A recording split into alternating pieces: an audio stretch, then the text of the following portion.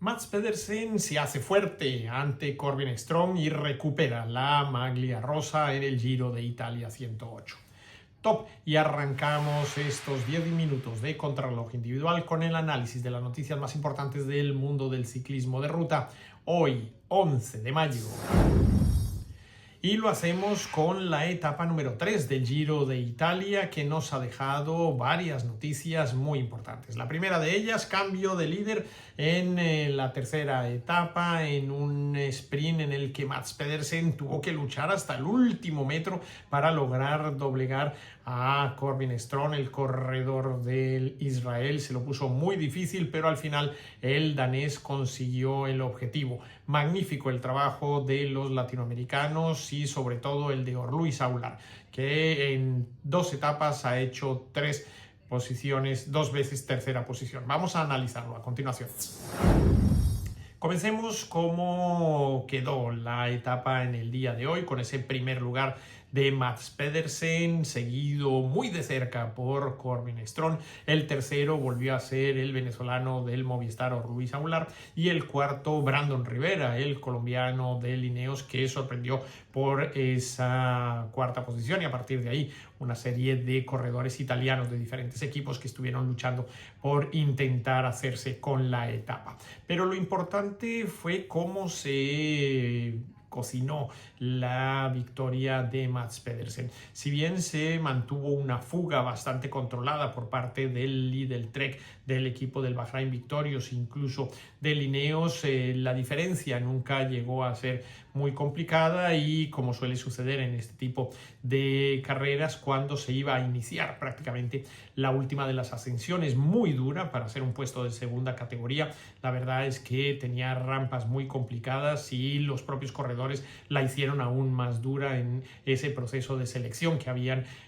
adoptado nuevamente el líder Trek, el equipo del Ineos y por supuesto el Bahrain. Y el primero pues en verse afectado fue Wout van Aert, que perdió más de 15 minutos en línea de meta, Caden Groves y otra serie de corredores que no pudieron meterse en ese grupo de 85 corredores que fueron los que llegaron al final en ese pelotón que disputó la carrera. Y a partir de ahí pues el trabajo que vino realizando el líder Trek en una organizadísima coreografía en la que hasta Giulio Ciccone estuvo implicado, anunciando a sus compañeros de las dificultades y los peligros que había en la carrera. No podemos obviar ese perro que se cruzó por la vía a falta de 1800 metros y que afortunadamente pues lo hizo a cierta distancia y no puso en riesgo en ningún momento al pelotón, pero hasta ese punto los corredores del líder Trek llevaban el control de la carrera y llevaban el control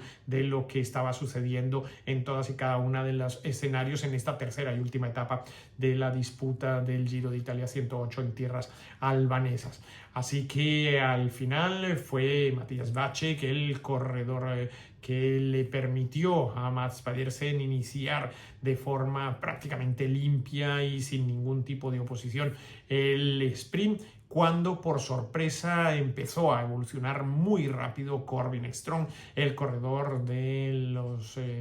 Israel Premier Tech. Llegó un momento en que parecía que superaba al corredor danés, sin embargo este con muchos arrestos logró adelantarlo en los últimos centímetros y hacerse con la etapa, con el liderato y con más puntos para la Ciclamino, que es el verdadero objetivo que tiene Mads Pedersen en esta carrera, y es a lo que han venido a trabajar los corredores del tren del líder Trek, sabiendo que a partir de ahora van a tener que cambiar en algunas etapas el libreto y empezar a trabajar para Giulio Ciccone, que es su apuesta para hacer lo más alto posible en la general. 2 de 3 no es un mal botín para el equipo norteamericano, y veremos a partir de ahora cómo evolucionan y organizan esa estrategia de cara a lo que puede ser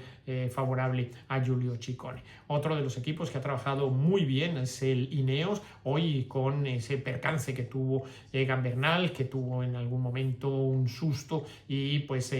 generó algún tipo de nerviosismo entre los aficionados, no así en el propio equipo Ineos, que reaccionó con toda la calma, le cambiaron la bicicleta, tuvo tiempo de regresar al pelotón, volvió nuevamente a recuperar su propia bicicleta para evitar cualquier tipo de incomodidad o problema. Y a partir de ahí se incorporó en el grupo de 85 corredores que, como les decimos, fueron los que llegaron al final a la línea de meta. Y tanto es la confianza que se tienen los corredores de Ineos que Brandon Rivera, poniéndose a rueda de Luis Aguilar, consiguió esa cuarta posición en la etapa de hoy. Los latinoamericanos, afortunadamente, están todos en ese grupo delantero, lo han hecho bastante bien y han demostrado que tienen arrestos para hacer este tipo de etapas con garantías, y a partir de ahora pues ver qué papel va a jugar cada uno de los corredores en las diferentes posiciones en las que tendrán que desarrollarse, porque también va a haber todavía etapas llanas que se definan al sprint, pero también tenemos una contrarreloj en la etapa número 10 que va a ser sumamente importante, y las etapas de montaña. Así que cada uno irá diseñando su propio rol dentro de la carrera. Un capítulo especial queremos dedicar al equipo del Red Bull Bora Hansgrohe, ya no solo para analizar el trabajo de Primož Roglič, sino también el de Jai Hindley y el de Daniel Felipe Martínez. Empecemos con el líder, ya que hoy era previsible que Primož Roglič quisiera evitarse todos los homenajes y todo el tiempo que se pierde en el protocolo después de una etapa. Se ha calculado que más o menos esto lleva que los corredores pierdan 1 hora de masaje y descanso, precisamente por todo ese sistema protocolario que tienen que cumplir de entrevistas, ruedas de prensa,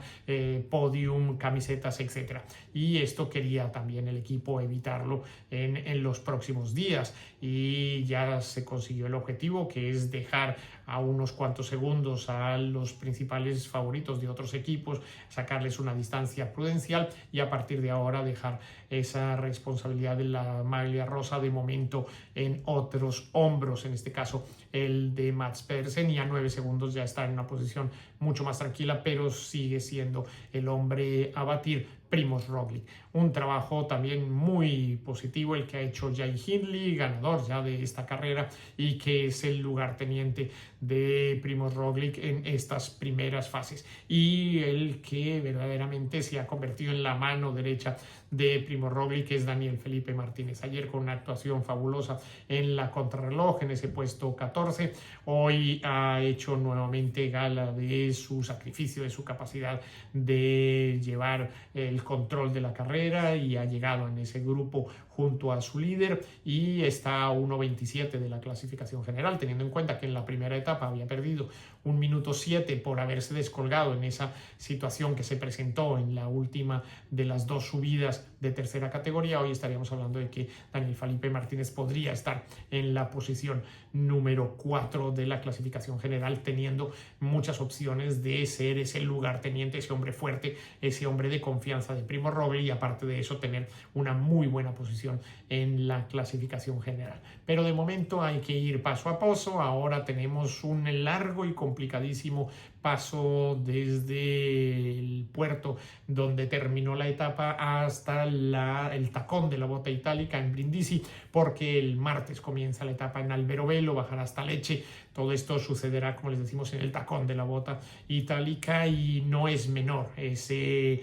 cambio que van a tener que llevar a cabo los equipos dentro de la estrategia de cruzar por mar todo el Adriático que separa estas dos ciudades. Es aproximadamente unas 8 horas de travesía, así que bueno, va a haber un largo trasiego hoy de camiones, buses, coches, bicicletas, y los ciclistas lo harán en avión, precisamente para evitar cualquier tipo de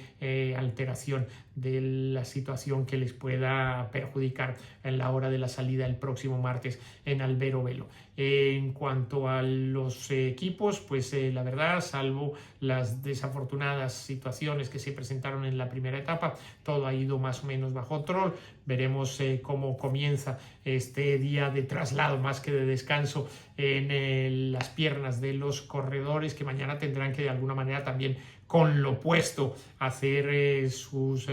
procesos de estiramiento y calentamiento, y a partir del martes pues será otra historia ya en territorio italiano y se lo estaremos contando. Y mientras tanto los invito a que me acompañen en bicicleta. Yo soy Iñaki Berrueta.